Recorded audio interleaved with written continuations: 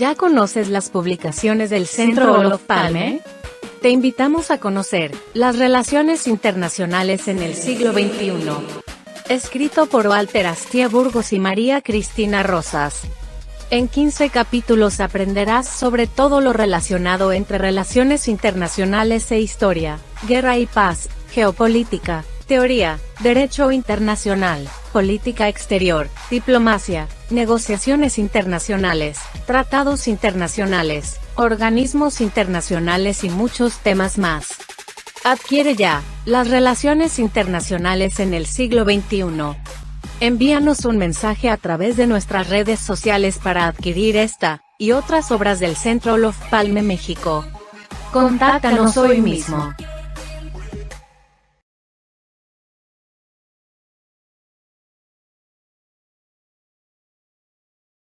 El poder mundial ha cambiado. No hace mucho mirábamos a Estados Unidos, Europa y Japón como grandes poderes. Hoy es difícil ignorar a China e incluso a Rusia e India. El mundo enfrenta una reconfiguración en el ejercicio del poder mundial donde unos declinan y otros ascienden, y ello nos recuerda que en la historia las transiciones hegemónicas han sido convulsas y disruptivas.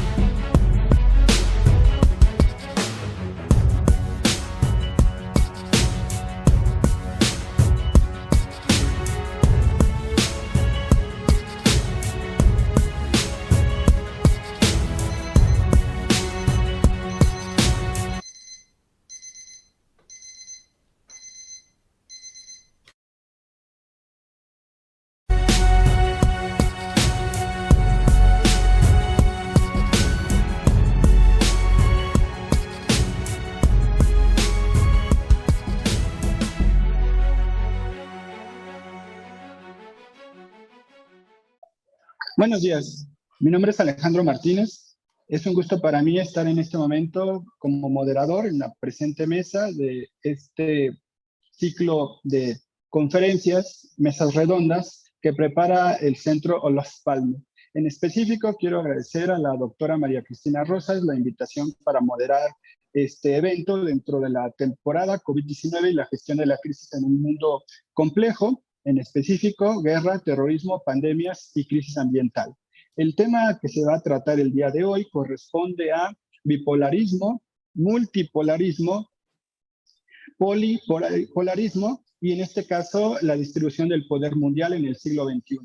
Vamos a tener en este panel a distinguidos académicos. Me voy a permitir la lectura de sus respectivas currículas y de esta forma, continuando con la dinámica a lo largo de las diferentes presentaciones que se han llevado a cabo ya en estos 2 años que tiene el proyecto, voy a leer el currículum de cada uno de los integrantes de la mesa en estricto orden alfabético y a continuación empezaríamos con la disertación de los temas que nos tienen preparados nuestros especialistas. Vamos a empezar con la hoja de vida de la doctora Luz Araceli González Uresti, que tiene título de licenciada y maestra en Relaciones Internacionales por la Facultad de Ciencias Políticas y Sociales.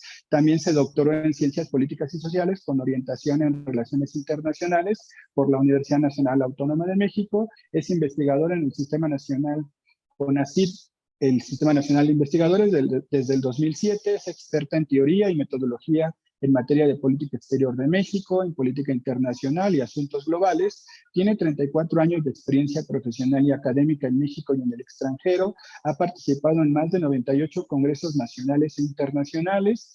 En el Tecnológico de Monterrey es profesora titular del Departamento de Ciencia Política y Relaciones Internacionales de la Escuela de Ciencias Sociales y Gobierno. Fungió como directora de la carrera de Relaciones Internacionales, directora del Departamento Académico de Ciencia Política y Relaciones Internacionales y directora académica de la Escuela de Negocios, Ciencias Sociales y Humanidades, además de coordinadora nacional de las comunidades académicas. Es consejera técnica del Ceneval para el examen de egreso de la licenciatura de Relaciones Internacionales, es integrante de los claustros del doctorado en Relaciones Internacionales de la Universidad de La Plata, en Argentina, a la que se suma a ser Visiting Professor en la Universidad de Carolina de Praga.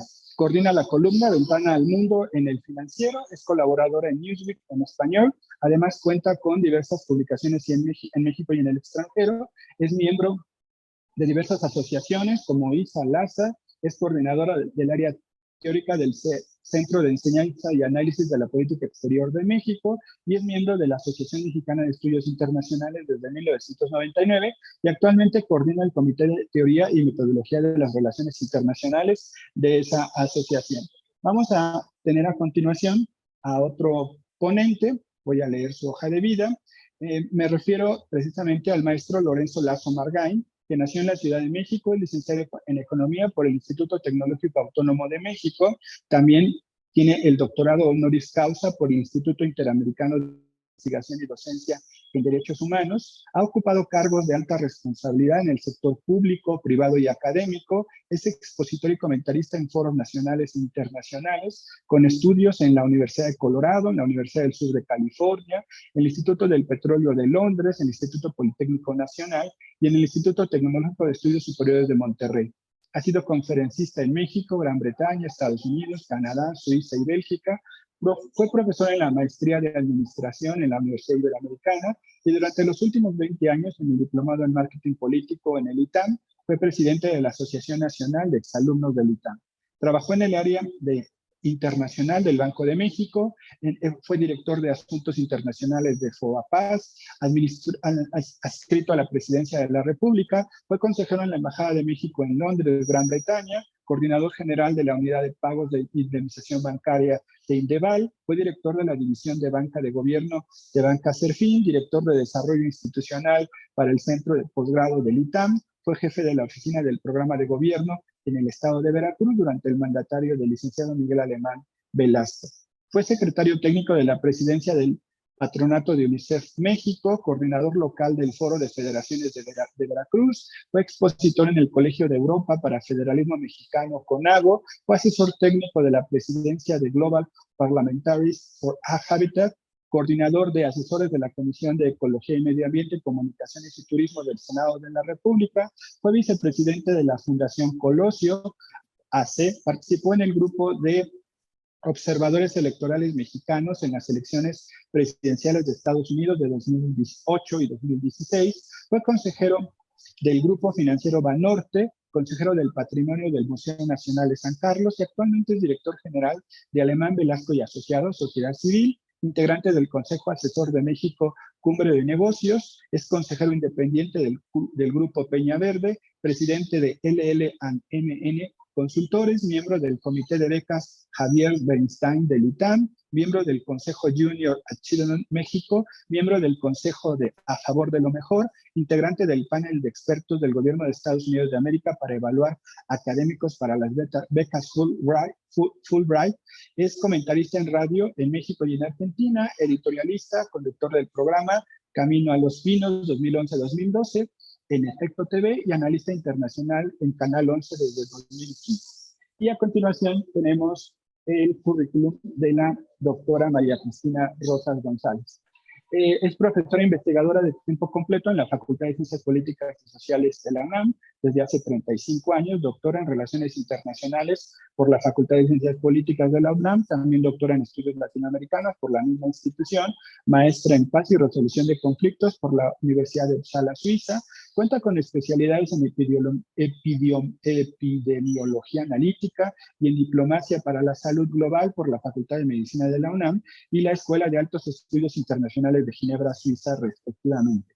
Es autora de un centenar de libros sobre negociaciones comerciales internacionales, así como en tópicos relacionados con la seguridad nacional e internacional y la política global entre ellos, las relaciones internacionales en el siglo XXI, las operaciones de mantenimiento de la paz de las Naciones Unidas en el siglo XXI, lecciones para México, China en el siglo XXI hacia una nueva bipolaridad, y la economía política de la seguridad nacional, sanciones, zanahorias y garrotes, entre otros. Ha sido miembro del panel de expertos de la Comisión Ambiental para América del Norte, del Tratado de Libre Comercio de América del Norte, TELECAN. Es también miembro del Consejo Consultivo de la Agencia Espacial Mexicana. Es presidente del Centro de Análisis e Investigación sobre Paz, Seguridad y Desarrollo Olof Palme, Asociación Civil. Ha sido ganador en 3 ocasiones del Premio de Investigación Económica Maestro Jesús Silva Herzog, otorgado por el Instituto de Investigaciones Económicas de la UNAM, y la distinción Universidad Nacional para Jóvenes Académicos 1999, al igual que el Premio de Periodismo Rosario Castellanos por parte de la Asociación Mundial de Mujeres Periodistas, y escritora, consultora también en organismos internacionales y gobiernos en torno a negociaciones comerciales internacionales y gestión de riesgos. Pertenece al Sistema Nacional de Investigadores, es columnista en las revistas Etcétera y Alcaldes de México, en el diario Río Grande Guardian, miembro del Consejo Editorial de Globalítica, al igual que comentarista sobre temas nacionales en diversos medios nacionales y extranjeros.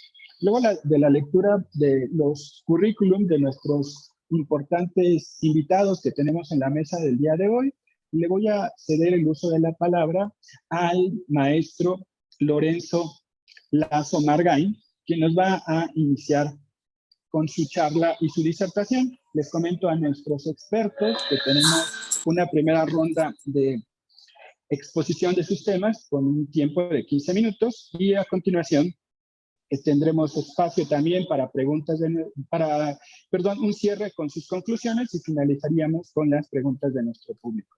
Adelante, maestro Lorenzo. Pues muchas gracias. Muy buenos días a todas, a todos por estar con nosotros. Agradezco a Ana Cristina Rosa su invitación al Centro Olof Palme y para mí es un honor compartir la mesa con los distinguidos académicos que hoy vamos a tratar de explicarnos los tiempos que vivimos.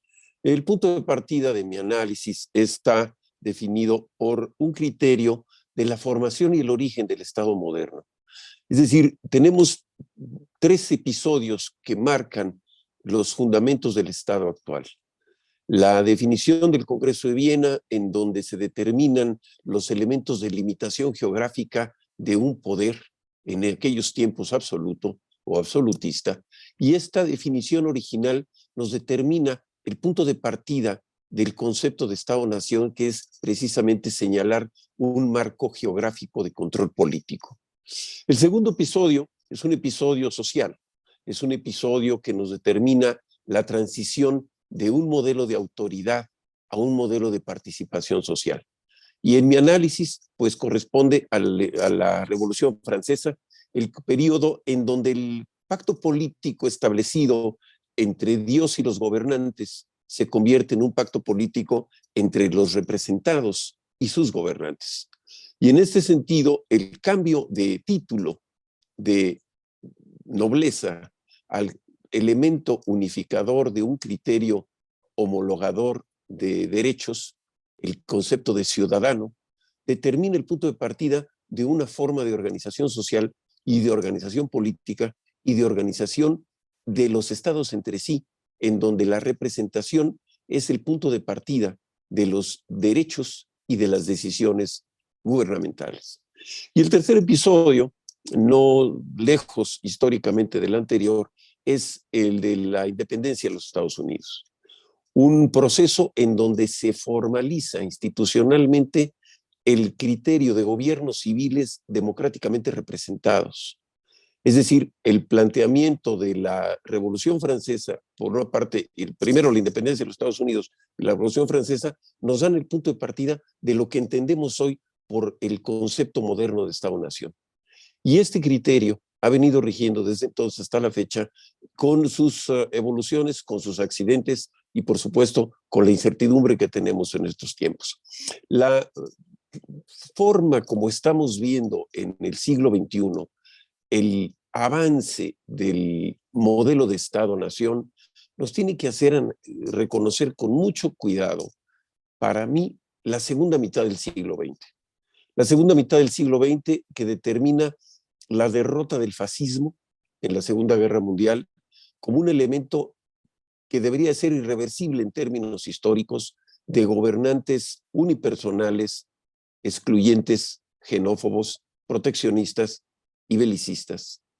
Este proceso de la Segunda Guerra Mundial al fin del siglo XX nos determina las transiciones más significativas del modelo que hoy vivimos. Y como punto de partida de ese modelo es que a partir de ese hecho histórico emerge el primer gran modelo internacional, supranacional, aceptado, representado, de control y de búsqueda de cooperación, armonía y paz, que es la Organización de Naciones Unidas, y a partir de ella, pues todo el modelo multilateralista emerge como unos contrapesos a las acciones de los estados, nación, soberanos, independientes, para construir acuerdos de colaboración y de identificación común que permitan avanzar y sobre todo prevenir el conflicto.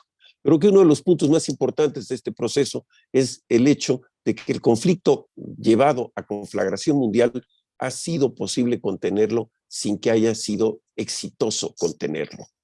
Y es muy importante la definición entre posible y exitoso, debido a que los conflictos de baja intensidad se han venido generando recurrentemente en distintas regiones del mundo en la reconfiguración de las áreas de poder, de las áreas de influencia, de los intereses económicos de un mundo que también construyó una institución o una fórmula de colaboración internacional a partir de otro hito que es el Acuerdo de Bretton Woods, que representa el punto fundamental de estabilidad económica entre las naciones, estabilización monetaria, intercambios, y que abre camino a organizaciones como la Organización Mundial de Comercio y otras más para poder establecer los métodos de intercambio y ventajas comparativas y competitivas que las naciones entre sí determinan, requieren para su viabilidad de mediano y largo plazo.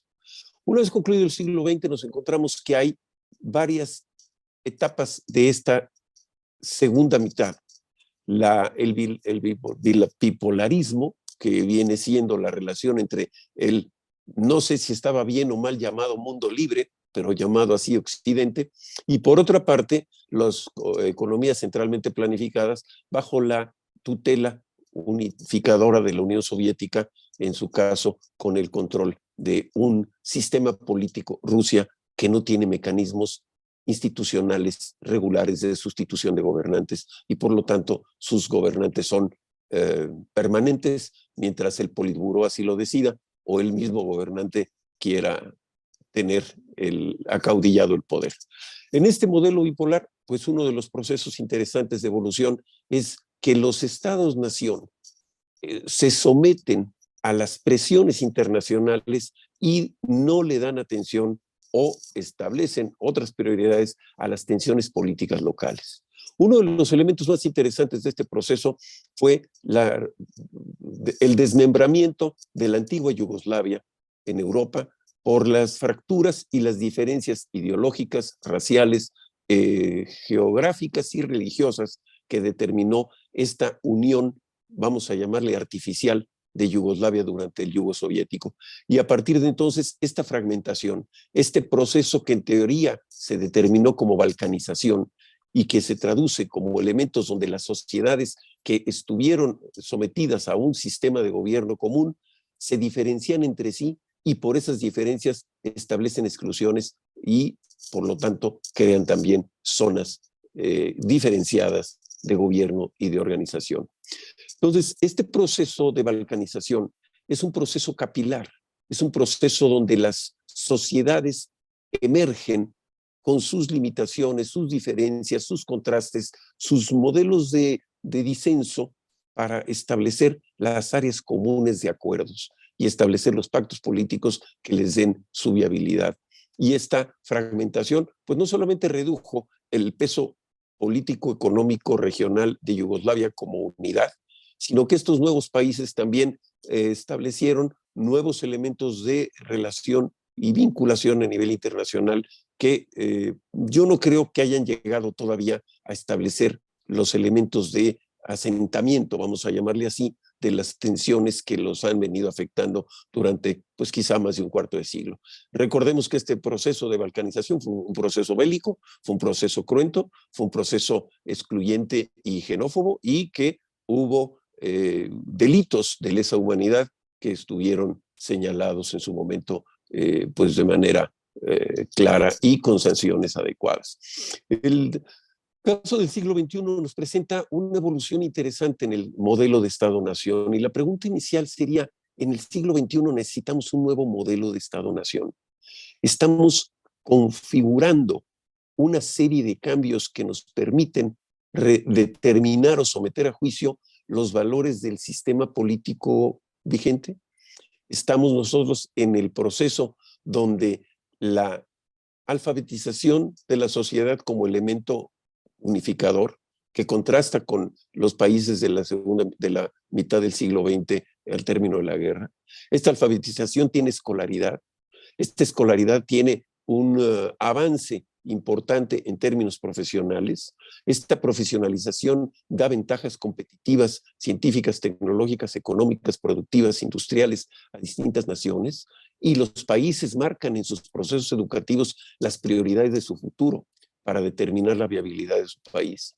Y esta sociedad más actuante, esta sociedad más educada, esta sociedad más alfabetizada, esta sociedad más informada, es una sociedad que también somete a un nuevo proceso de análisis a sus sistemas de gobierno, a sus sistemas institucionales.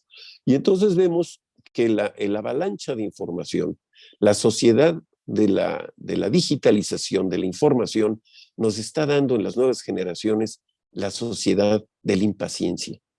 Esta nueva generación de la impaciencia es una generación que en pocos momentos tiene el interés de escarbar la profundidad de las causas de la información que recibe, y por lo tanto la fórmula de acceso a estas sociedades a través de códigos hiperconcentrados en 140 caracteres de un Twitter establecen los elementos que norman los procesos de decisión social.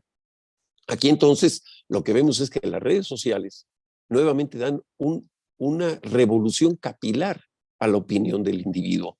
Lo vuelven una persona que puede proyectar sus ideas a nivel global. Esta caja de cartón que en alguna esquina de Gran Bretaña servía para poder hablar en contra del Imperio Británico y tener la libertad de expresión, hoy se convierte en un botón de nuestros aparatos de comunicación móvil que nos dan esta ventanilla de expresión. Por lo tanto, los mecanismos de control político interno, los mecanismos de comunicación social, los mecanismos de estabilización y conducción de las aspiraciones sociales, pues se están fragmentando, se están reconfigurando, y el gobernante, pues en una frase que en esta semana en México va a determinar de una manera importante quizá el futuro de las relaciones políticas ciudadano-gobernante, es que si el ciudadano no le tiene confianza a su gobernante, el servidor público está obligado a tenerle confianza a sus representados.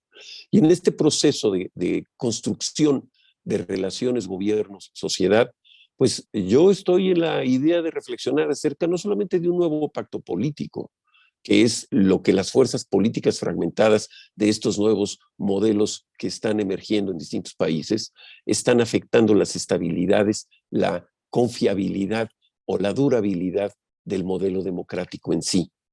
Y este es un proceso que es importante. Se necesita reflexionar acerca de la importancia de un pacto social, se necesita reflexionar acerca de la importancia de un pacto político, y se necesita reflexionar acerca de la importancia de las relaciones gobierno-sociedad en una sociedad ampliamente digitalizada y que se está nuevamente emergiendo con sus diferencias, con sus disensos, con sus características de formas de vida y de inclusión, que requiere entonces una definición distinta de los modelos legislativos.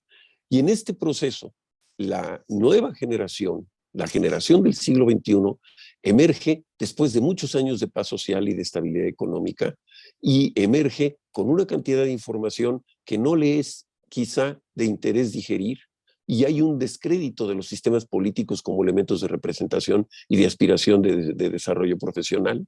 Y ante esto emergen voces que llevan a los extremos a la sociedad. Y estas voces que llevan a los extremos a la sociedad, en lugar de construir consensos, están construyendo confrontaciones, están creando una cultura del rencor, una cultura de la venganza, una cultura de la revancha social, en donde la persona que gobierna se cree o cuenta con las bases políticas o las estructuras de control para estar por encima de la Constitución, para estar por encima de la ley, para estar por encima de los valores y establecerse como único garante de las decisiones de su país. El gran reto de esta segunda década del siglo XXI es la conformación de las bases necesarias para que nuestra democracia, como modelo de representación, a falta de otros mejores, sea un modelo que pueda ser estable y duradero.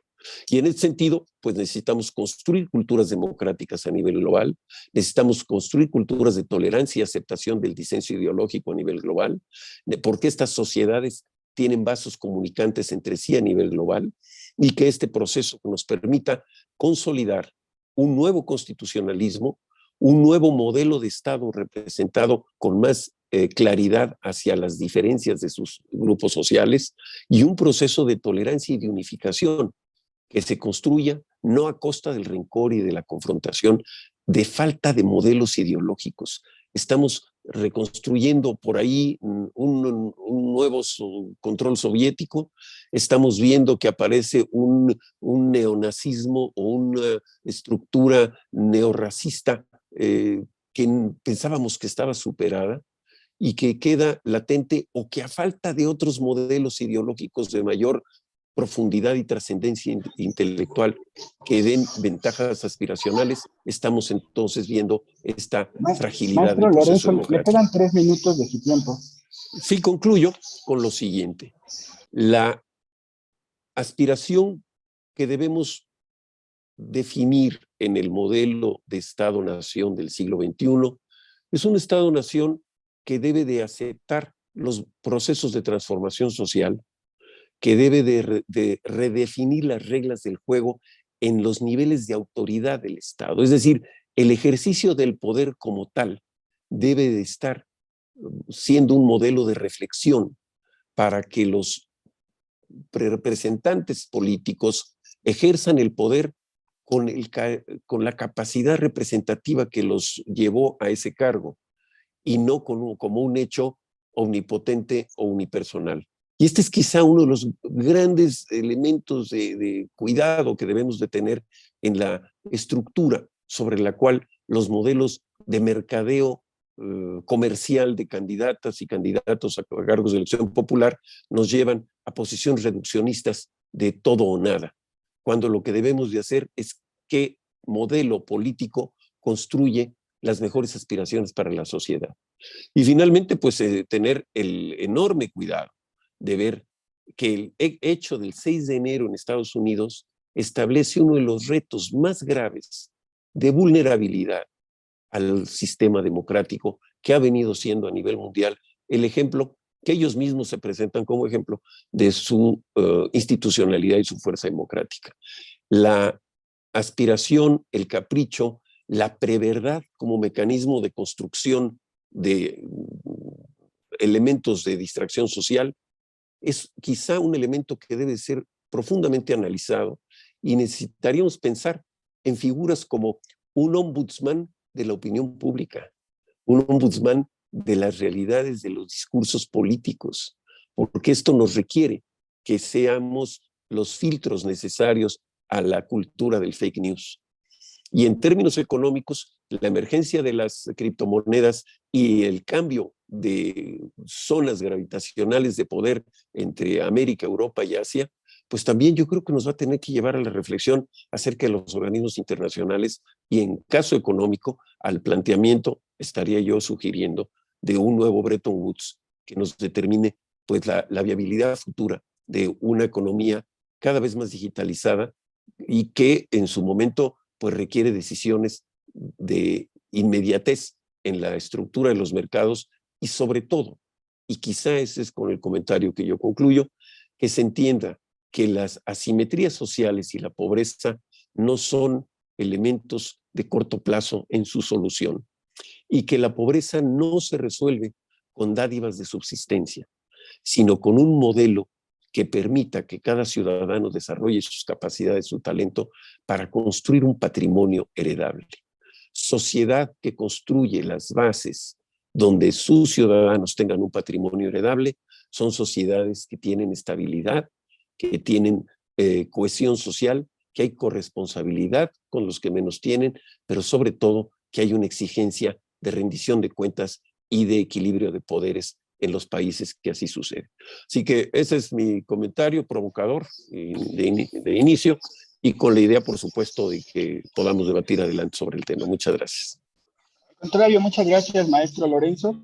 A continuación, vamos a comentar precisamente que a lo largo de su exposición usted nos hace referencia desde el punto de vista incluso histórico.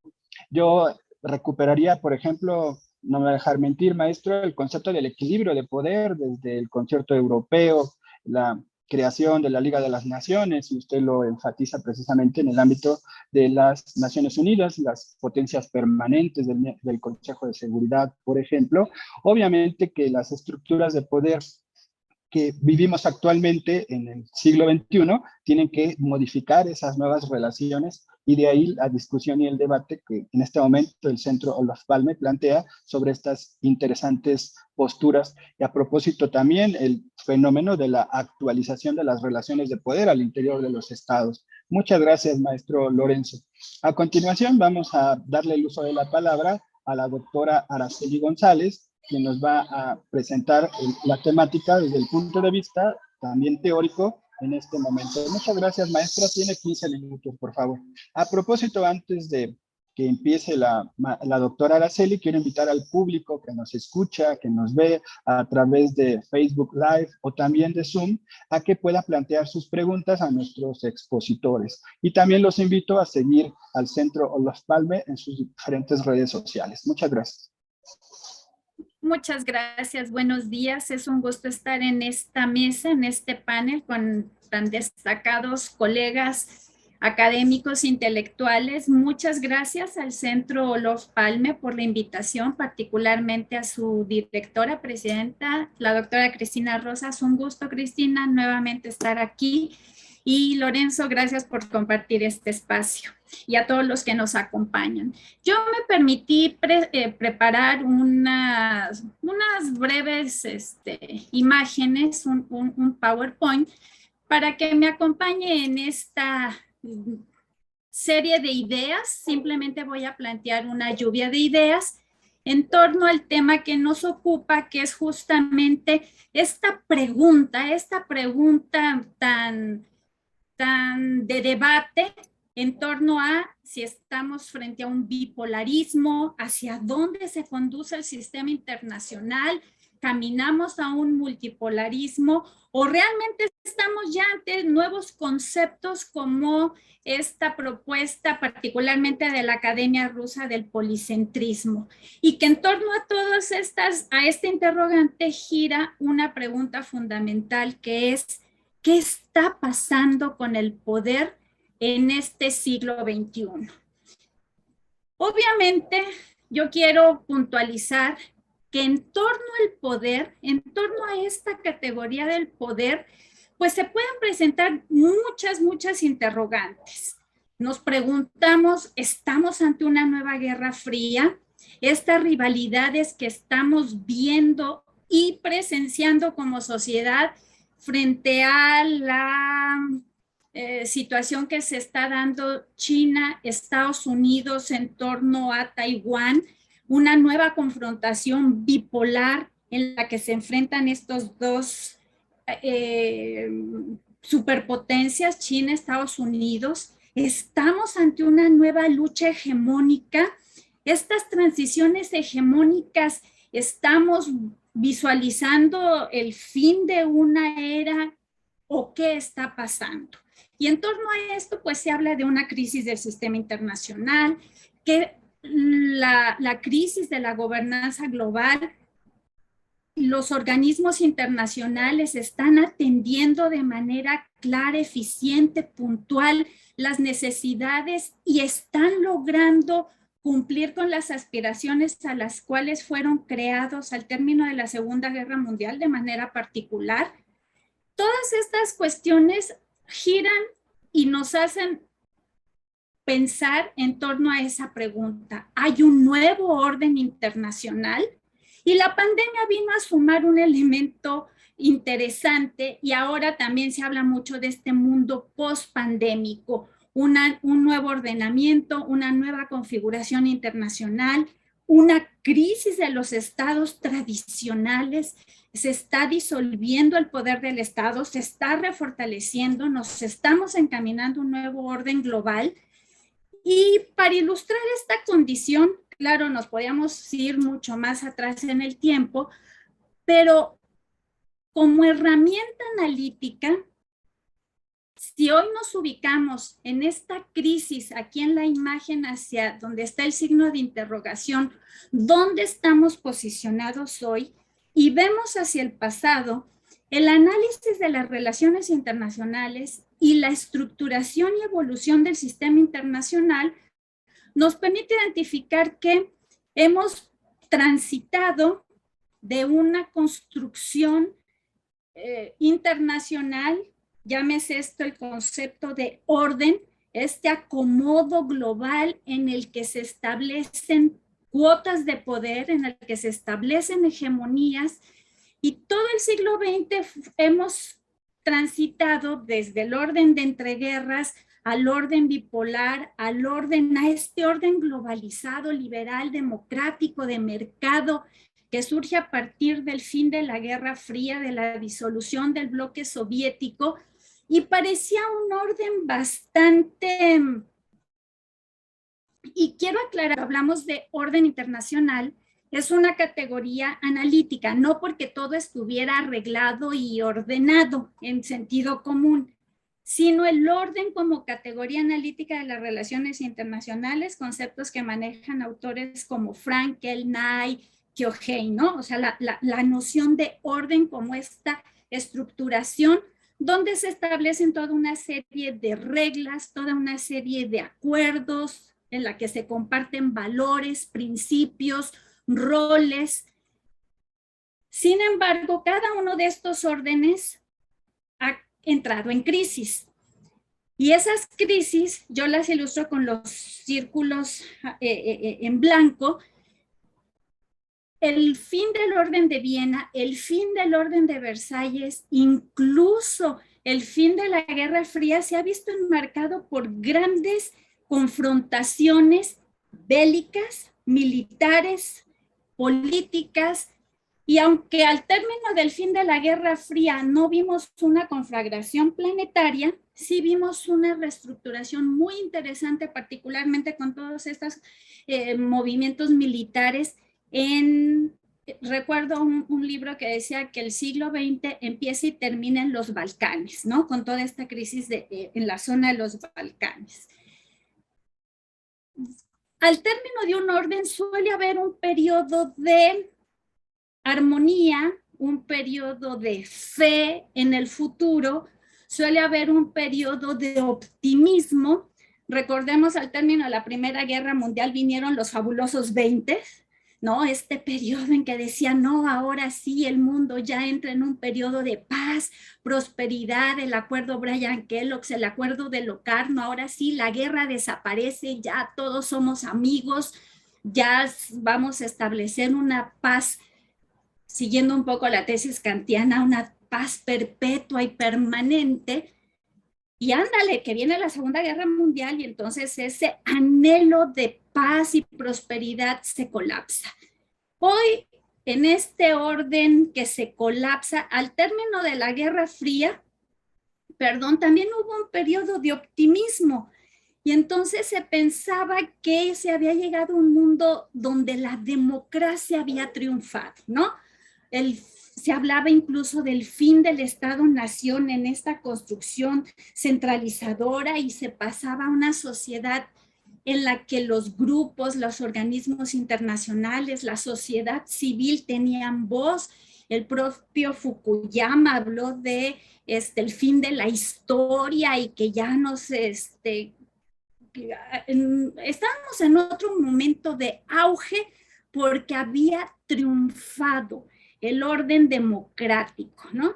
Recordarán quienes somos de esta época estos libros que marcaron una época, y quienes estudiamos relaciones internacionales a fines de los 90, ¿no? O sea, en los 90, a mediados de los 90, pues eran obligadas estas lecturas.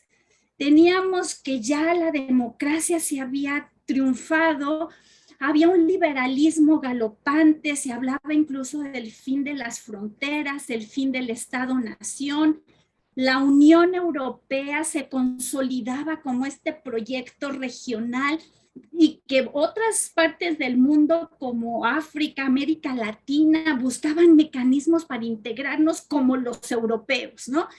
Y entonces ahí una máxima que prevalecía mucho era más mercado y menos Estado. O sea, reducir el Estado, y ya la sombra de la confrontación militar, la sombra de la amenaza nuclear parecía haber desaparecido, al menos en los discursos dominantes, ¿no? O sea, ya la Unión Soviética se había colapsado, ya no existía voy a usar una palabra que no es académica, pero la opinión pública decía, ya no está el malo, ¿no? Ya la Unión Soviética se colapsó, desapareció, y en su lugar surge una Rusia, la Rusia de Yeltsin, que quiere acercarse a Occidente, una Rusia más pro-Occidente, una Rusia que incluso hay unos discursos de Boris Yeltsin que dijo que el peor error había sido este periodo del socialismo soviético.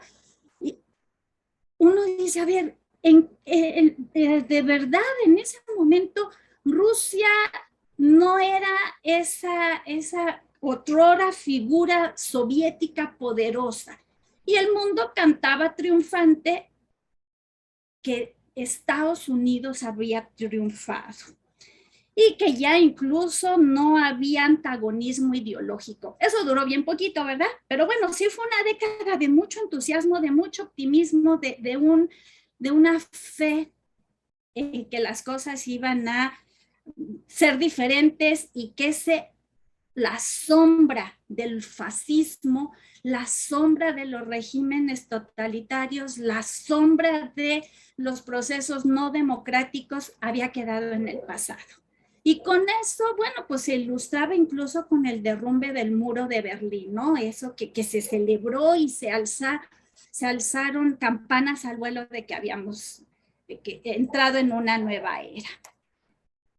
Pero no, pero a final de cuentas, en Rusia vienen elecciones, va paulatinamente posicionándose Putin en el poder, y dijo, a ver, no nos hemos ido, aquí seguimos. Y entonces esta dinámica de las relaciones internacionales vuelve a captar la atención sobre este concepto básico que es punto de partida de esta charla: el concepto de poder, pero ya no ese concepto de poder tradicional basado en la capacidad militar, en la estrategia nuclear, en esta disuasión basada en la destrucción mutua asegurada, aunque siga existiendo, pero ya no se maneja como concepto presente y titular de las relaciones internacionales. Y paulatinamente se empieza a cuestionar que ya no basta solamente, porque bueno, la Unión Europea se va consolidando como proyecto regional, no son la gran potencia militar, pero empiezan a desarrollar otro tipo de bases de poder, ya no estatales a priori, sino como bloque. Y entonces el poder ya no es solamente ese poder duro basado estrictamente en capacidad militar o poder económico, sino el poder blando, el soft power, esa capacidad que tiene un país de volverse aspiracional a través de su cultura, a través de sus valores, a través de su posicionamiento en el sistema internacional. Y además, el poder ya no se centraliza solamente en los estados. El poder empieza a hacerse más difuso, el poder empieza a asumirse desde otras entidades como son empresas multi-transnacionales que van cobrando cada vez más y más posicionamiento. Los actores no gubernamentales, organizaciones internacionales de derechos humanos, la opinión pública.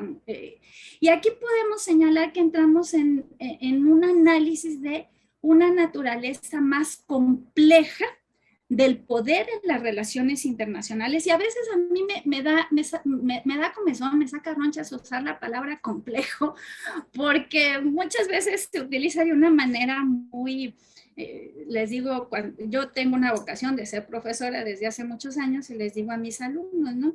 Cuando alguien no sabe la respuesta, dice, no, eso es muy complejo, ¿no? Y entonces ya con eso ya nos damos la vuelta, ¿no? Pero yo sí quiero aquí retomar el concepto de complejo, porque el poder adquiere una complejidad en términos de Edgar Morin, o sea, una problematización que ya se desbordan los conceptos tradicionales con los cuales los abordábamos. Y entonces ahora se habla de un poder multinivel, de un poder fraccionado, de un poder descentralizado, pero al mismo tiempo que vuelve a centralizarse, y se dan toda una serie de dinámicas dialécticas en torno al poder que invitan a hacer una reflexión en que hoy, cuando nos preguntamos en este mundo de transición, en este mundo que pareciera que la pandemia vino a trastocar muchas de las estructuras sobre las cuales estábamos afianzados, se vuelve a presentar esta disyuntiva entre poder y hegemonía en el sistema internacional. Porque no basta ser una súper gran potencia con poder militar, económico, y que salgas, invadas Ucrania, Georgia, y que amenaces a Finlandia y que te quieras lanzar sobre Suecia, cuando no has construido una lógica de hegemonía. Recuerdo el libro de Joseph Nye cuando habla de la paradoja del poder norteamericano, y que justamente dice, Estados Unidos durante mucho tiempo justificó y legitimó su poder frente a su lucha contra el comunismo, su lucha contra el otro, que era la Unión Soviética. Cuando la Unión Soviética desaparece, Estados Unidos pierde sentido de ¿por qué me voy a militarizar? ¿Por qué voy a tener este gasto excesivo en el sector militar? ¿Contra quién voy? Doctora, una interrupción, me quedan 3 minutos. Gracias, sí. Y entonces la lógica del poder y la lógica hegemónica no van necesariamente juntas. Y en ese sentido, no debemos de preocuparnos porque ahora también mucho, no, es que Estados Unidos va a desaparecer, no, es que estamos ante la crisis de Estados Unidos, no. A lo largo de toda la historia, y muchos autores han manejado que toda potencia, incluso desde Tucídides, toda potencia surge, se consolida, llega a su máximo y decae. Viene ese proceso de declive.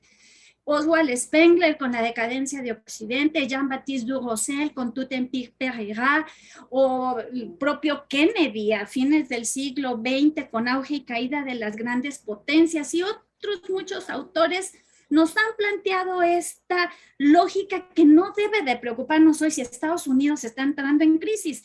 Bueno, claramente todas las potencias y todos los imperios han desaparecido. Digo, a algunos les tardó casi 1000 años, ¿no? Como el Imperio Romano, que primero se cae el de Occidente, casi 1000 años después el de Oriente, pero hoy, ¿dónde estamos y hacia dónde nos dirigimos? Sin lugar a dudas, el poder gira en torno a estos 3 círculos macro que yo ilumino en negro, que son Estados Unidos, China y Rusia. Pero hay otro tipo de actores que reclaman un posicionamiento de poder no global como estos 3, pero poder global con diferentes elementos. O sea, las capacidades, el posicionamiento de China, desde mi perspectiva, basada en toda una serie de referencias y de análisis, China sí está posicionándose como hegemón, está vendiendo un modelo. Los institutos Confucio en todo el mundo, en nuestra generación, ¿quién quería estudiar chino? Cuando se hablaba de chino, decían, ¿para qué? O sea, ¿estás loco o qué? O sea, porque hoy uno no está in si no estudia chino, ¿no? Entonces, los alumnos que estudian política internacional, relaciones internacionales, se quieren ir de intercambio a China. ¿Antes cuándo? A partir de los Juegos Olímpicos del 2008, China hizo su aparición en el mundo y dijo, a ver, yo no nada más soy un país que hace copias, no soy un país de fake, no soy un país, no. Empezó un proyecto que hoy por hoy China, desde mi perspectiva, sí está planteando el desarrollo de una hegemonía combinada con poder duro, ¿verdad? Un soft power, las películas chinas, o sea, las series chinas, basta abrir las cadenas de stream y todos estos medios ahora de comunicación, que hasta ya hay moda y diseñadores, si nos vamos hasta lo más superfluo, diseñadores chinos, ¿no? O sea, el posicionamiento de China sí está vendiendo un modelo hegemónico, mientras que Rusia sigue anclada en una visión de súper gran potencia que no logra construir un modelo aspiracional de potencia. Y Estados Unidos se constituyó como una gran hegemón del mundo libre, lo que ellos, sea lo que eso signifique, del mundo libre, del mundo democrático, del impulso del capitalismo, todos valores en crisis. Pero hay otros actores, India, la Unión Europea, las organizaciones internacionales gubernamentales con toda la crisis del multilateralismo, las organizaciones no gubernamentales, o también podemos estar hablando de una distribución del poder en términos de ejes, el eje de Australia, Reino Unido, Norteamérica, la Organización de Cooperación de Shanghái, el nuevo eje Rusia, Irán, Turquía, que ahí lo puse como RIT porque todavía no sabemos cómo se van a nombrar, la OTAN, que si se muere, que si no se muere, y al centro yo pongo una serie de elementos que dan poder, porque tampoco ya es el poder en abstracto. Hay bases militares, hay bases económicas, el high-tech, el soft power, o poder basado en recursos. Ante esta slide que les presento, pues yo me atrevo a decir que estamos en un mundo policéntrico, ya no solo multipolar, sino policéntrico, con agendas diversificadas, jerarquizadas por área, tema o región, que responden al otro concepto base de las relaciones internacionales que va de la mano con el del poder, el concepto de interés. Y sin lugar a dudas, pues se vuelve muy vigente este clásico concepto de Nagy O'Hain de una interdependencia compleja, pero con nuevos elementos que nos permiten abordar problemáticas por área, por región, y en términos de la política internacional, el eje está ahí, Estados Unidos, China y Rusia. Muchísimas gracias y quedo atenta a comentarios o preguntas. Muchas gracias por su atención. Muchas gracias, doctora, por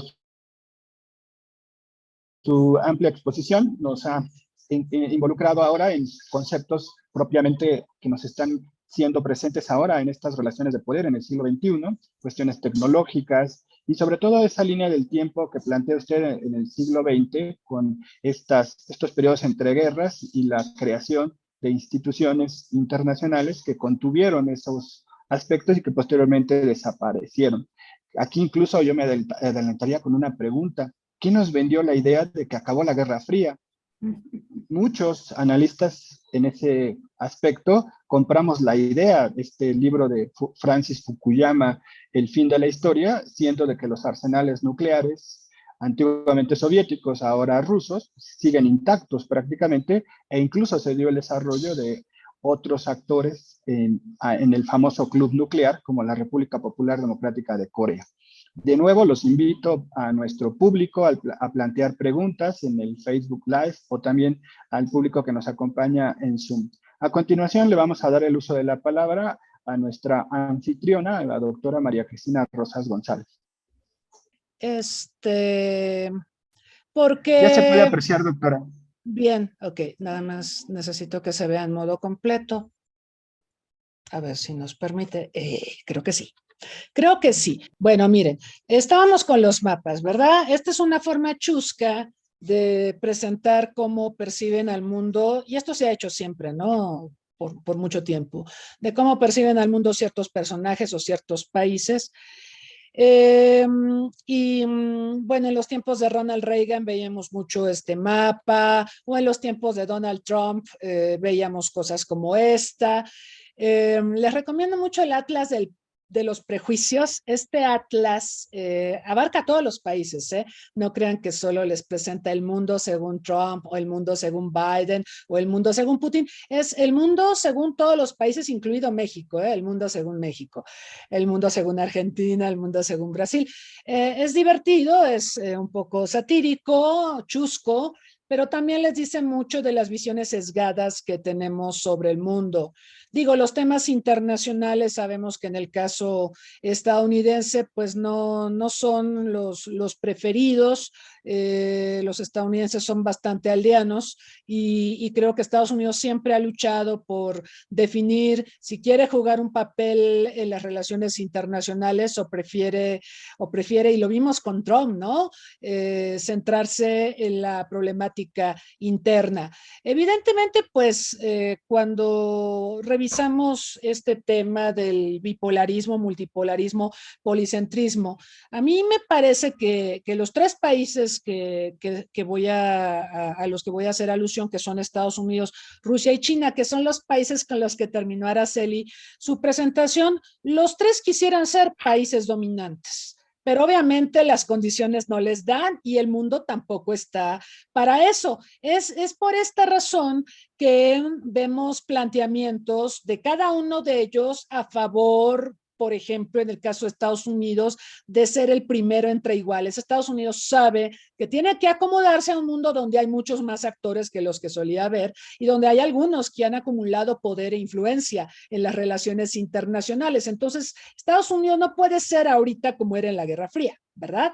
Tiene que acomodarse, tiene que, ¿no? Es como cuando haces una fiesta y tienes 7 sillas y te llegan 15 invitados, pues hay que acomodarlos, a lo mejor sientas 2 en una sola silla, ¿no? Es lo mismo para Estados Unidos, tiene que acomodarse a un mundo donde hay más actores, más influyentes, pero el planteamiento teórico que vimos por lo menos hasta antes de los tiempos de Trump era que Estados Unidos tendía a ser el primero entre iguales, o sea, sí ha perdido poder, pero es el orquestador, es el socio fundamental para generar consensos en el mundo. Así se planteaba, luego llegó Trump y nos dijo, queremos hacer a Estados Unidos grande otra vez, y bueno, ya saben todo lo que ocurrió, ¿no? Entonces, Estados Unidos tiene esta visión. En el caso de China, pues sabemos lo de la franja de la ruta y la nueva ruta de la seda, y en el caso de Rusia se ha planteado esto del Ruski Mir, del mundo ruso. Los tres planteamientos, tanto el de Estados Unidos, que parte también del excepcionalismo y de lo que decía Sullivan, de que Estados Unidos fue elegido por Dios para regir los destinos del mundo, el planteamiento chino de su nueva ruta de la franja, de la seda, y lo del sueño chino, el Chinese Dream, y en el caso de Rusia, el Ruski Mir, son planteamientos de excepcionalismo. Los tres países se consideran excepcionales y los tres consideran que deberían regir los destinos del mundo. Pero como les decía hace un momento, no les dan las condiciones para en lo individual regir los destinos del mundo, aunque pues en el caso de Estados Unidos tuvo buena parte de las riendas del mundo, en algún momento China está buscando tenerlas y no sé si Rusia las va a tener, pero de que quiere, pues quiere, ¿verdad? Entonces, bueno, voy a obviar, miren, aquí, por ejemplo, el mundo según China, pues sí, ellos son el centro de la civilización. ¿Se acuerdan de un libro cuando estábamos con lo de los 500 años de la llegada de Colón acá, que salió un libro que hablaba que quien llegó primero a América pues fueron los chinos, ¿no? Hay un libro que plantea esto. Entonces China, el centro de la civilización china, la cuna del pensamiento, de la ciencia, de la tecnología, etcétera, y todos los demás barbáricos, ¿no? Claro, esta es una caricatura también de esos planteamientos. Y en el caso de China, como ve a sus vecinos, pues bueno, esto también tiene mucho sarcasmo. Pero la realidad es que sí, cada uno de estos países se consideran excepcionales. Algo que les quería comentar y se puede retomar de lo que mencionaban tanto Lorenzo como Araceli, son los problemas que nosotros enfrentamos desde el punto de vista teórico para caracterizar al poder. Normalmente al poder nosotros lo definimos como la capacidad que tiene un actor de lograr que otros hagan lo que este actor quiere, ¿verdad?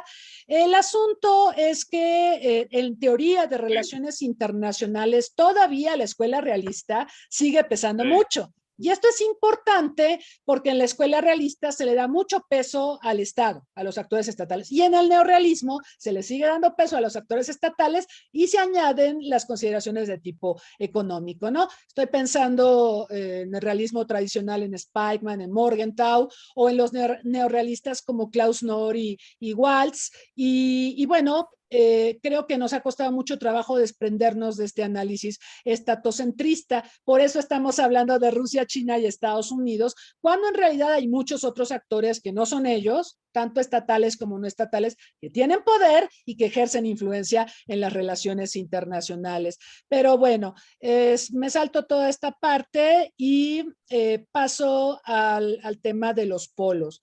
La palabra polo, bueno, denota capacidad de uno o varios actores para adoptar decisiones, conductas, normas aceptadas por los demás actores, más o menos, y mediante las que alcanzan o garantizan una posición de poder, de jerarquía en las relaciones internacionales.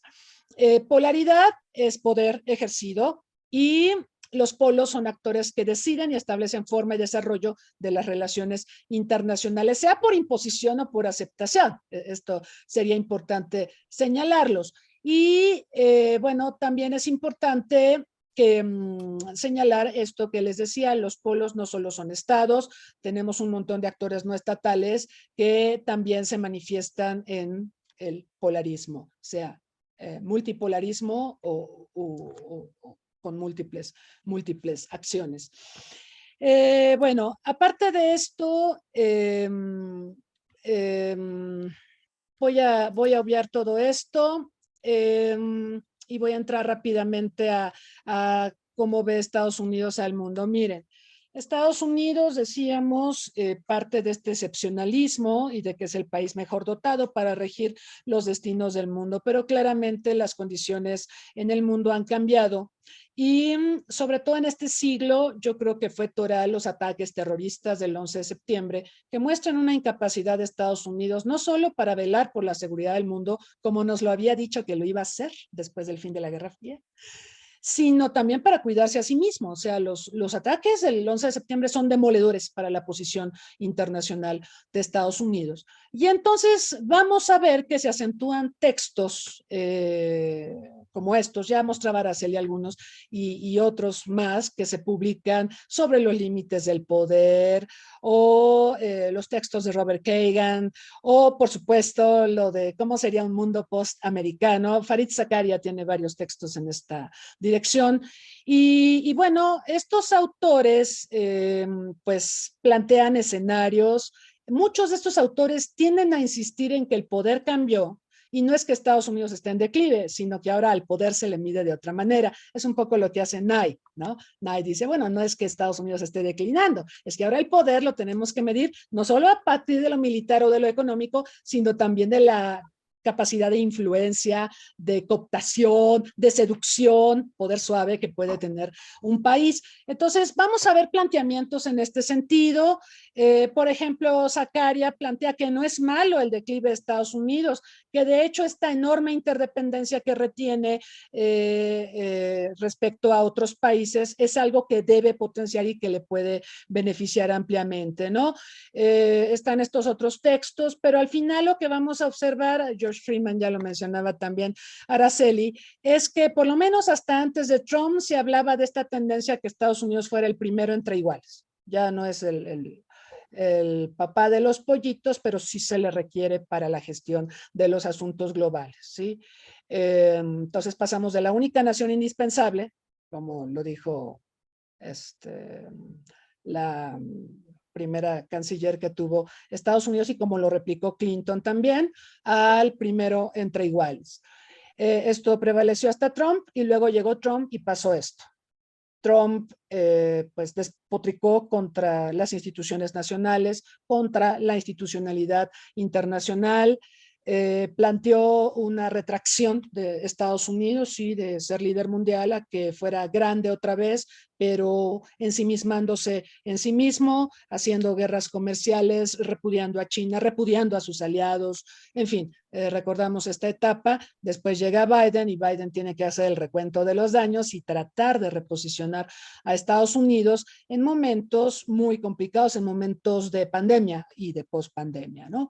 Entonces, esto pasa con Estados Unidos. ¿Qué pasa con China? Yo quisiera insistir en algo que planteaba Fareed Zakaria. Él decía que muchas veces nos centramos en el auge y declive de Estados Unidos demasiado y dejamos de ver lo que están haciendo los demás actores. Entonces, vamos a hablar de los demás actores, por lo menos de dos de ellos. China. China, sabemos que en este siglo ha tenido un ascenso vertiginoso, ingresó a la Organización Mundial del Comercio y este es un país que usa estas instituciones y otras más para irse posicionando. La estrategia de China fue hacer al mundo más dependiente de China. Yo creo que en eso China ha sido sumamente exitosa. Y todos los países del mundo somos dependientes de China, incluido Estados Unidos e incluida, por supuesto, Rusia. Ahora, además de esto, China ha estado trabajando en su posicionamiento no solo económico y militar. Efectivamente, se mencionaba aquí a través de los institutos Confucio y de una diplomacia de cooptación y de seducción, como puede ser la diplomacia del panda o la diplomacia de la medicina tradicional o la diplomacia del ping-pong, y ahora con la iniciativa de la Franja y la Ruta, ha estado posicionándose en términos de desarrollar una mayor presencia física en diversas partes del mundo. Sabemos que ya tiene bases militares fuera de su territorio, en África, tiene un centro de observación espacial en Argentina. O sea, China se ha ido expansionando. Esta iniciativa de la ruta de la seda, de la nueva ruta de la seda, pues originalmente se centraba en Asia Central, valga la redundancia. Poco a poco se ha ido extendiendo para cubrir a Medio Oriente, a países de Europa, a países de África e incluso países de América Latina. Ustedes vieron al presidente Alberto Fernández a principios de año de visita en China y en Rusia, y en China anunció que Argentina se incorporaba a la ruta de la seda. Entonces, el proyecto de China es un proyecto transcontinental y es un proyecto que va acompañado del Chinese Dream, del sueño chino, que es esta reivindicación de China y de su lugar en la historia después de una humillación de la que ha sido víctima, por lo menos desde las guerras del opio, y así se ha planteado en el sueño chino. Entonces, aquí vemos estos elementos de, por un lado, poder duro, que lo tiene China, pero también poder suave y una estrategia de posicionamiento en términos de ir poco a poco. China sabe que requiere del placet de la comunidad internacional para seguirse expansionando y para poder tomar del mundo lo que necesita para alimentar su desarrollo y su posible hegemonía. En un mundo hostil, China tendría muchísimas dificultades para poder concretar este proyecto. Y bueno, paso rápidamente con Rusia. El caso ruso, Rusia, ustedes recordarán, cuando llega Putin al poder en el 2000, él hablaba de que el colapso soviético es la catástrofe más grande de la historia. Ya con esto nos da indicios de a dónde se dirige. Él quiere reconstituir, obviamente, capacidades de la Federación Rusa, que fueron dilapidadas en los 90 con motivo del colapso soviético, pero también de una, sabemos, mala gestión de Boris Yeltsin. Putin también busca el respeto de la comunidad internacional, no quiere hacer el tipo de concesiones que hizo su antecesor a Occidente y de ahí para el real. Putin ya tiene 22 años en el poder, ¿sí? Y se habla de que permanecerá por largo tiempo. Y bueno, yo creo que hay varios elementos para hacer un análisis sobre cómo ve Rusia al mundo. Hay varios elementos que podemos encontrar en documentos como el concepto de política exterior de este país de 2008 o la estrategia de seguridad nacional, la de 2020-2009, la doctrina militar de 2010, la de 2015 y los invito a ver, la acaba de presentar justo ahorita en plena guerra con Ucrania, la doctrina naval.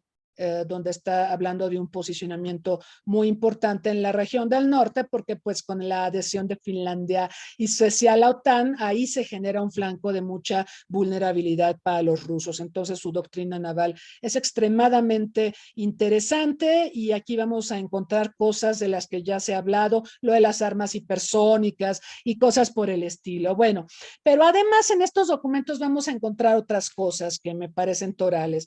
Se habla de un paradigma civilizatorio e identitario que Rusia aplica a sí misma y es aquí donde Rusia introduce la idea del Ruski Mir, del mundo ruso.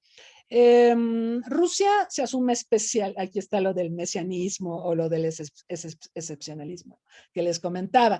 Los rusos dicen, o el Ruski Mir postula, que hay una civilización única en su propio espacio para la cultura y la lengua rusas. Y bueno, hay una fundación que se llama Ruski Mir, aquí pueden ver el logotipo, y hay una página en inglés y en ruso para acceder a información sobre el Ruski Mir. Y bueno, hay dos criterios para caracterizar al Ruski Mir. Uno es cultural, que abarca toda la cultura rusa en su conjunto, incluido a quienes están fuera del territorio. Pero aquí hay un problema, hay muchos rusos fuera de Rusia, pero estos rusos huyeron de la Unión Soviética, ¿sí? Entonces no tan fácilmente van a colaborar en un posicionamiento de Rusia como Putin quisiera, ¿no? Y bueno, hay otro concepto del Ruski Mir, que es el geográfico y está basado en el viejo imperio zarista, que muchos comparan a Putin con los zares.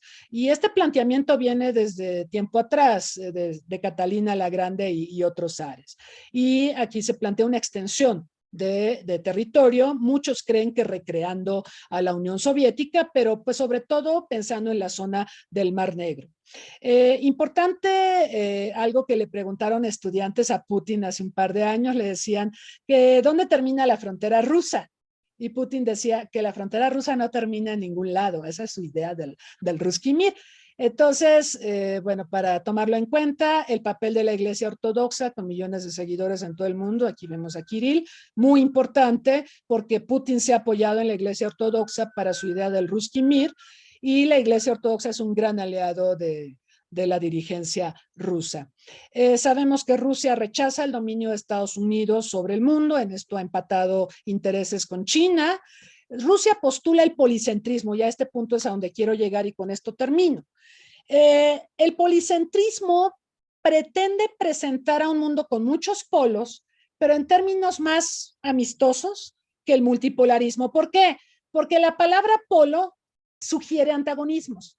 Entonces, los rusos, la Academia Rusa deliberadamente quiere evitar el uso de la palabra polo, polarización, bipolarismo o multipolarismo, porque sugiere antagonismos y ellos lo que plantean, los teóricos rusos respecto al mundo, es que el policentrismo abarca muchos centros de poder que pueden cooperar y que pueden apostar a la armonía y a construir un mundo más pacífico, ¿no? Entonces, esa sería la principal diferencia entre el policentrismo y el multipolarismo o el bipolarismo.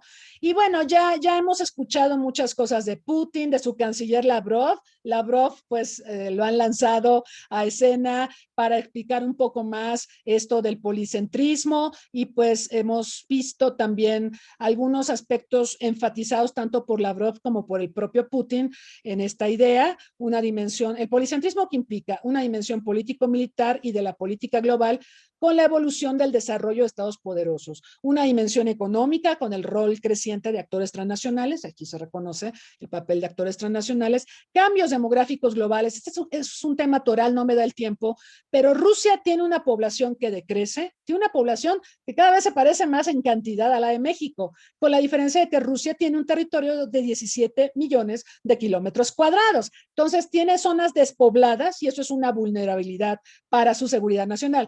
Máxime teniendo a un vecino como China, que es el más poblado del mundo, ¿no? Entonces, los cambios demográficos globales son un tema toral para el policentrismo en la reflexión que hace Rusia.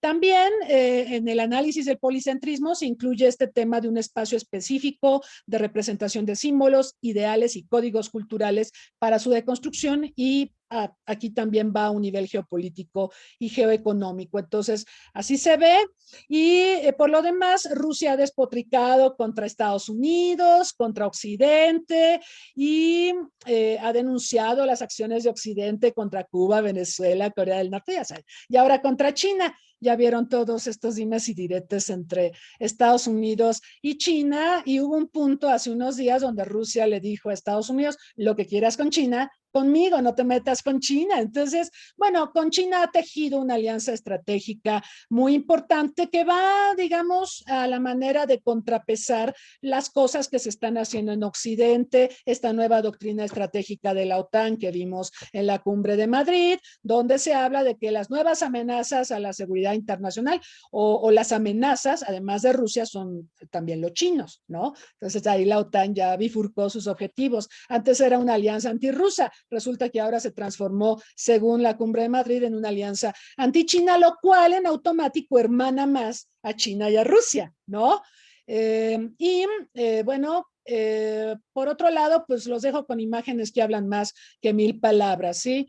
Mientras que vemos a la señora Pelosi haciendo una diplomacia parlamentaria muy activa, la vimos en Ucrania, bueno, para quienes no lo sepan, yo sé que ahora ha estado mucho en los medios, ella es la vocera de la Cámara de Representantes de Estados Unidos. Ella viajó a Ucrania y se reunió con Zelensky, está saliendo ya de Taiwán después de una reunión con la presidenta de Taiwán, una reunión muy anunciada y muy criticada por la República Popular China, pero antes vimos a Mike Pompeo, el que fue canciller de Donald Trump, también de visita en Taiwán. Entonces, como que hay muchos desafíos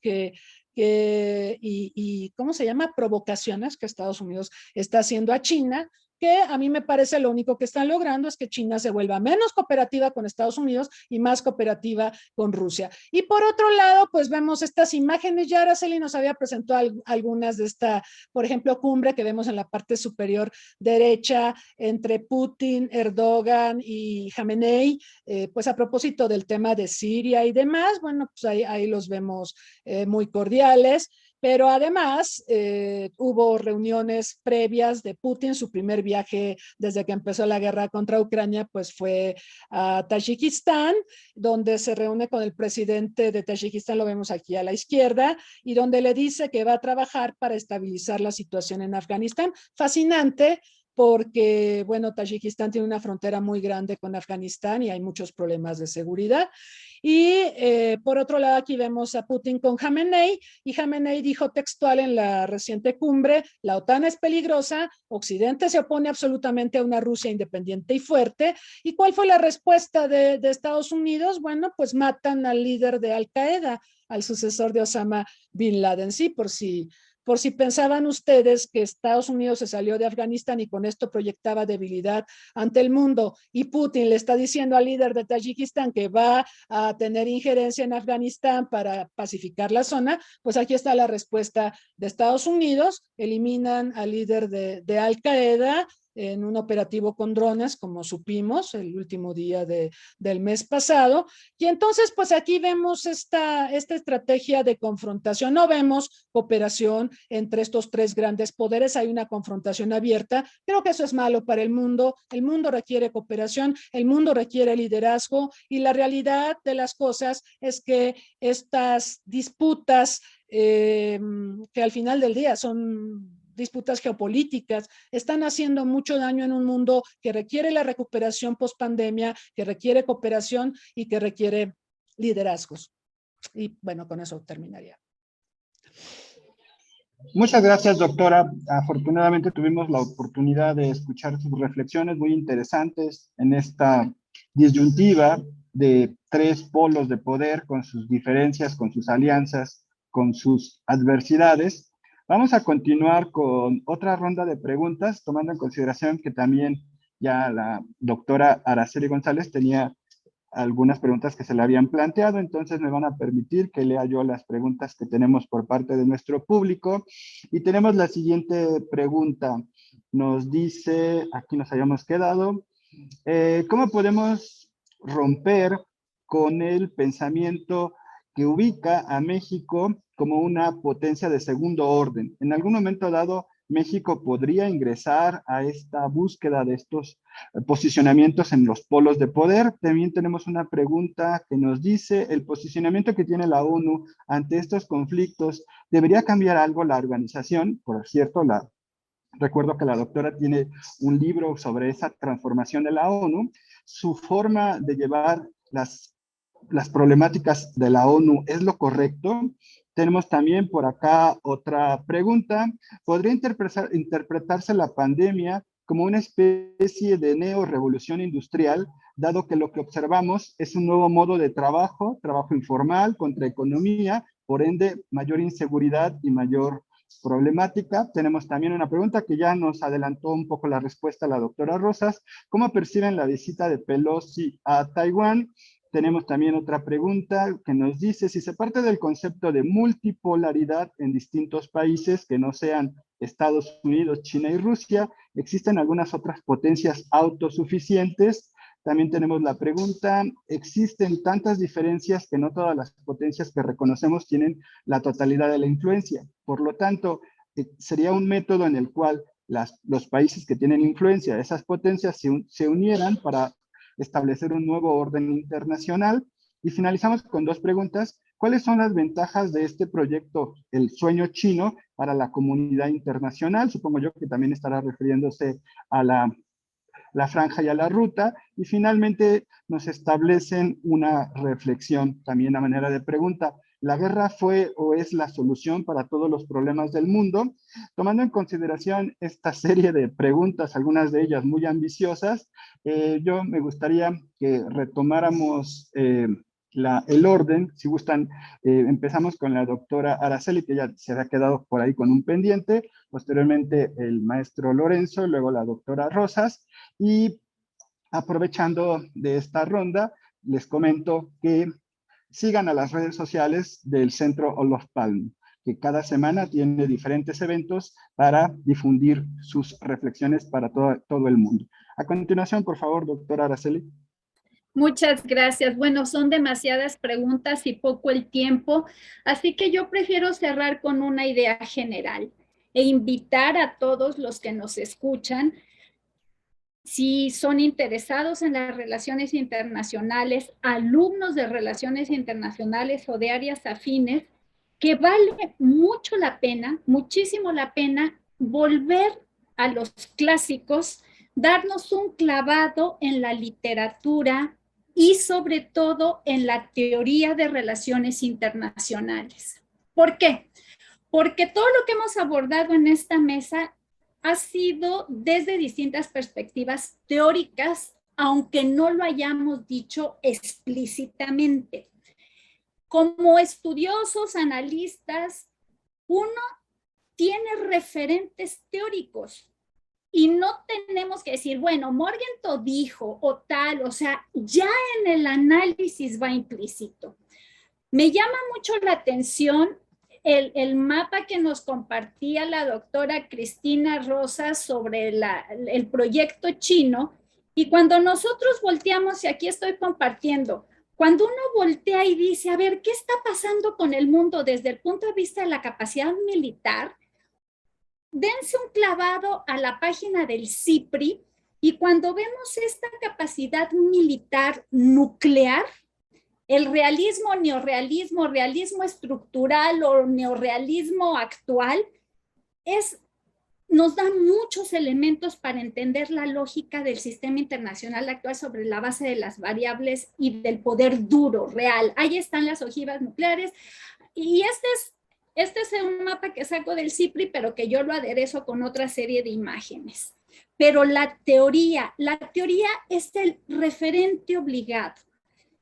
No está de más, a veces me dicen que soy una clásica cuando vuelvo a la geopolítica de los autores que ven en pantalla, de Spigman, de Taller Mahan, la teoría sin lugar a dudas de Mackinder, porque hay un paralelismo muy interesante entre las tesis de Mackinder del Herland, luego Nicholas Spigman con el Rimland, y este mapa que nos presentaba la doctora Rosas hacia el final del proyecto chino de la ruta de la seda y la franja. No hay casualidades, hay ejes de poder muy sólidos que ya teóricos desde finales del siglo XIX y lo que va del XX. Algo que quiero también destacar es que podemos volver a teoría de sistemas en relaciones internacionales.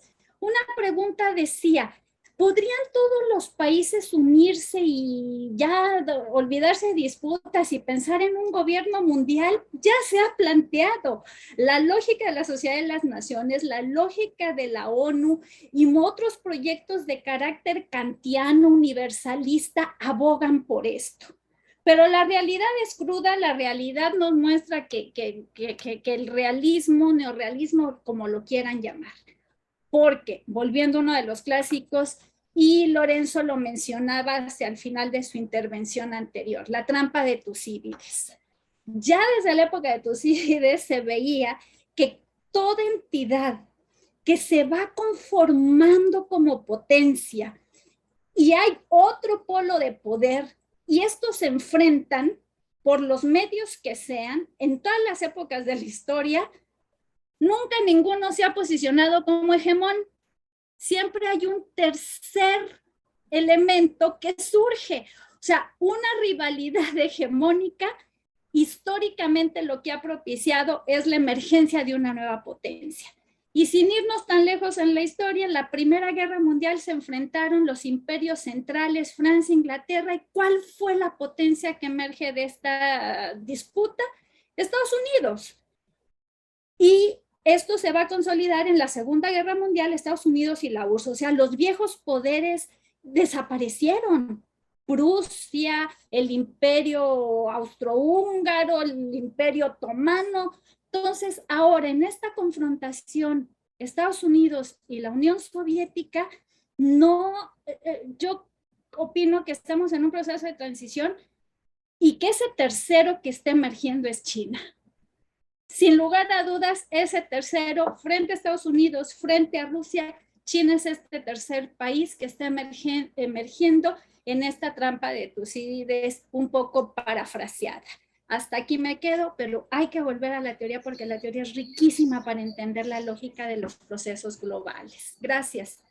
Muchas gracias, doctora González. A continuación, le quiero agradecer sus ideas que nos ha expresado. Precisamente hay que recuperar esos textos clásicos y reinterpretarlos en las condiciones actuales.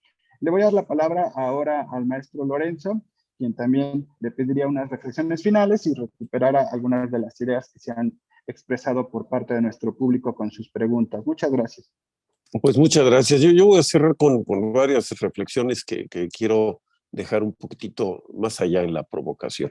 En mi proceso personal de desarrollo profesional viene la mezcla de acción gubernamental como funcionario y diseño de políticas y, por supuesto, el gusto personal por el estudio del fenómeno de gobernabilidad, tanto nacional, local, democrática y, por supuesto, el sistema internacional.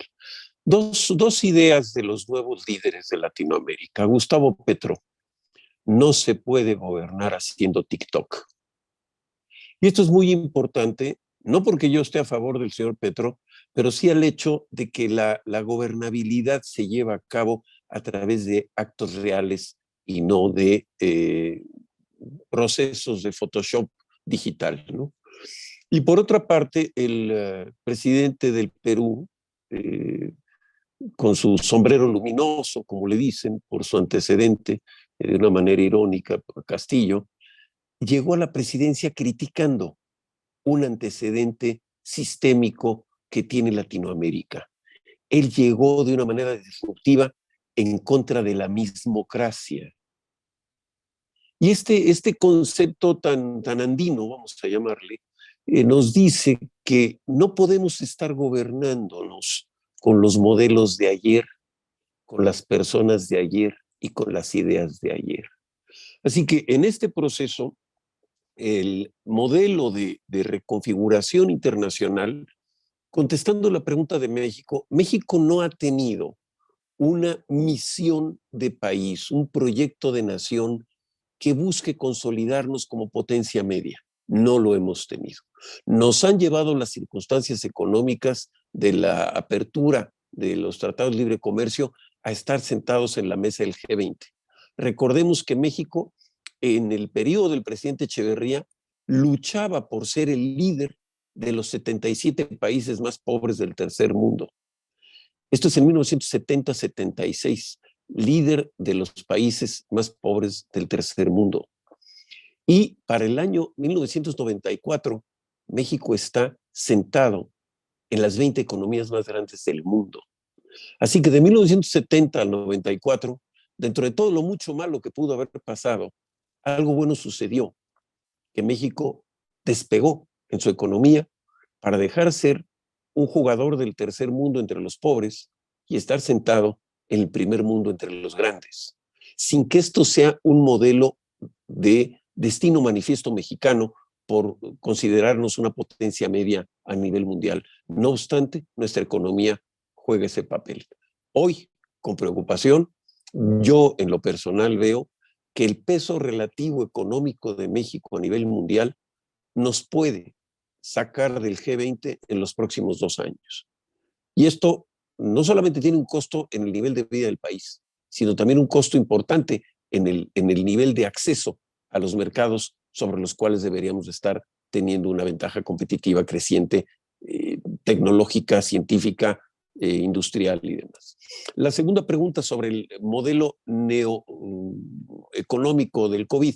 Sí, uno de los temas que cambió en el modelo post-COVID del sistema económico mundial es que teníamos un sistema de comercialización donde el modelo nos decía location, location, location. Es decir, la localización de la relación producto-consumidor era la estrategia fundamental del éxito de las grandes cadenas comerciales.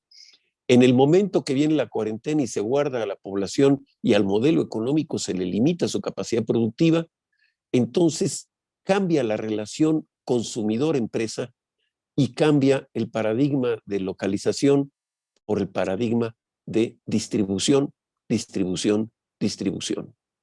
Es decir, ya el cliente no va al lugar de consumo, sino que el cliente identifica en su mecanismo digital de iPad, teléfono, cualquiera de su computadora, el producto a consumir, y el modelo de producción empresarial cambia de puntos de venta a sistemas de distribución.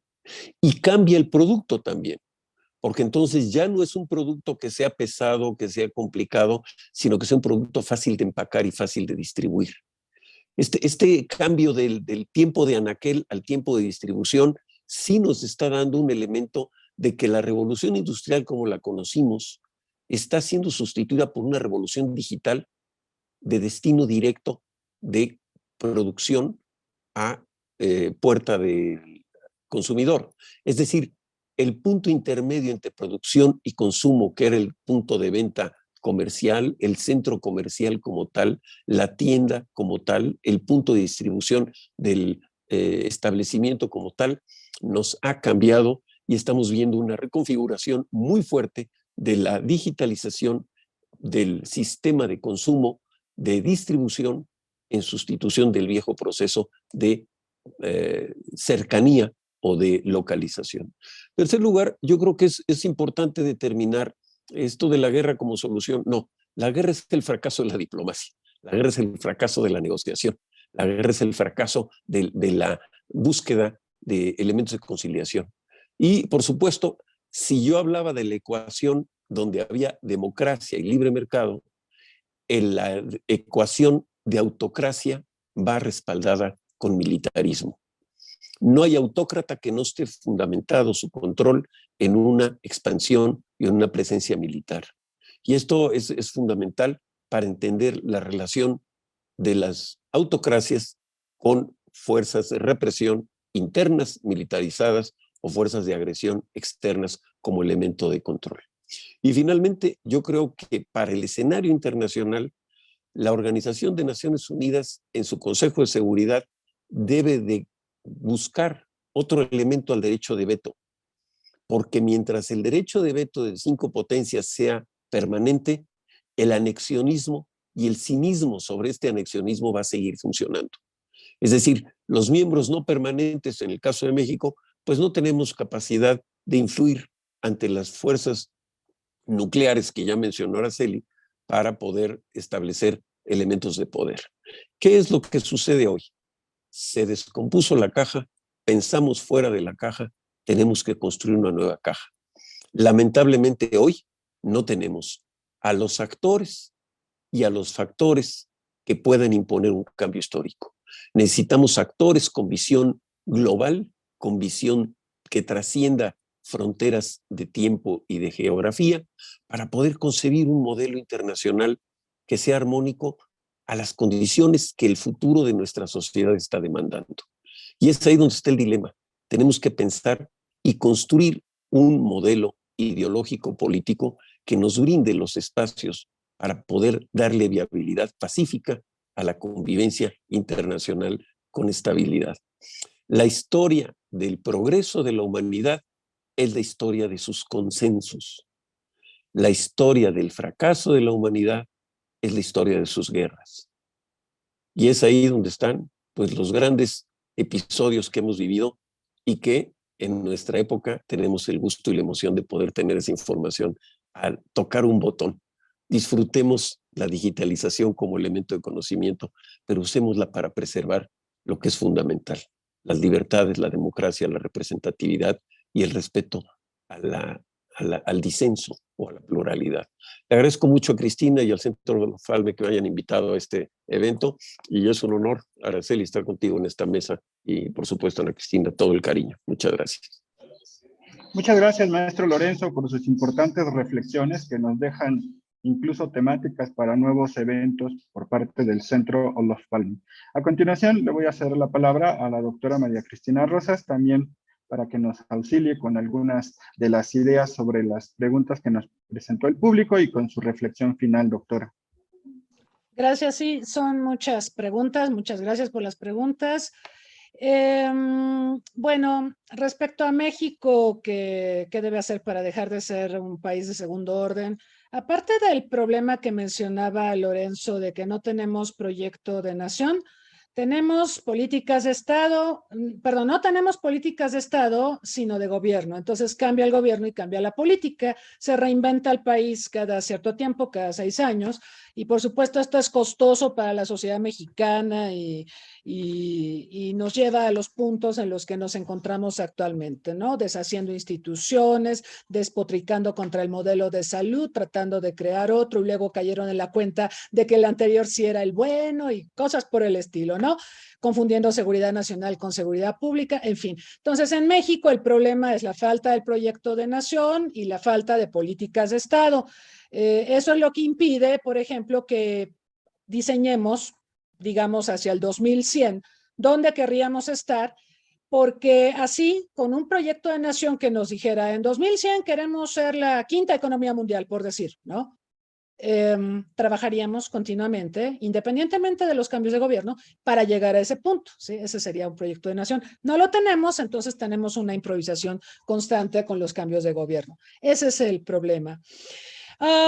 Sobre Naciones Unidas, sí es muy triste ver que tenemos un Consejo de Seguridad, que es el actor primigenio para mantener la paz y la seguridad internacionales, y que en este siglo las grandes crisis que se han gestado en el mundo han sido gestionadas, ¿sí? Han sido analizadas fuera del Consejo de Seguridad. ¿Por qué? Porque en el Consejo de Seguridad no ha sido posible generar los consensos para hacerles frente. Parte del problema ciertamente es el derecho de veto, pero también yo creo que hizo mucho daño y me imagino que fue intencional esto de que Estados Unidos en 2003 buscó que el Consejo de Seguridad le autorizara una resolución para hacerle la guerra a Irak, resolución que no le fue autorizada, y desde entonces Estados Unidos pues le ha ido dando más patadas a Naciones Unidas y por eso estamos en el punto en el que nos encontramos. Siria pues no se pudo gestionar ahí, en general los grandes problemas, obviamente lo de Ucrania no se puede gestionar ahí por el veto ruso,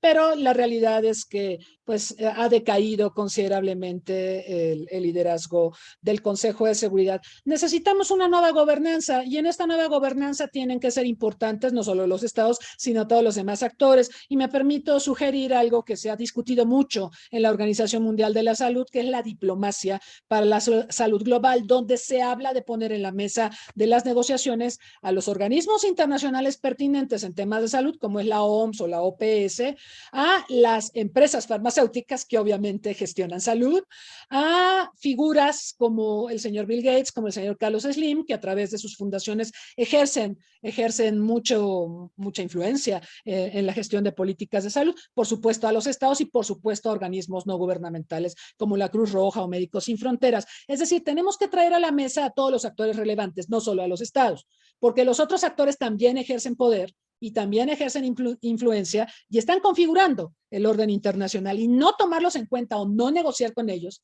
nos está llevando a una situación muy crítica.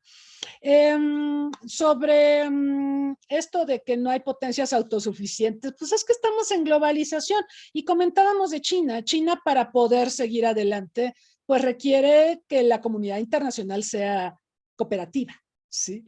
Por eso en el sueño chino se habla mucho de que el sueño chino es bueno para China y es bueno para el mundo, porque si le va bien a China, como me acuerdo de un gerente de General Motors que en la Segunda Guerra Mundial decía, lo que es bueno para General Motors es bueno para Estados Unidos. Toda proporción guardada, China dice ahora en el sueño chino, lo que es bueno para China es bueno para el mundo. Nos vende la idea de que es buena su prosperidad, de que es bueno que progrese, porque eso nos va a llevar como comunidad internacional al progreso. Es lo mismo, está usando el mismo lenguaje, a un lenguaje muy parecido al que ha usado Estados Unidos, a propósito de este excepcionalismo del que hablábamos.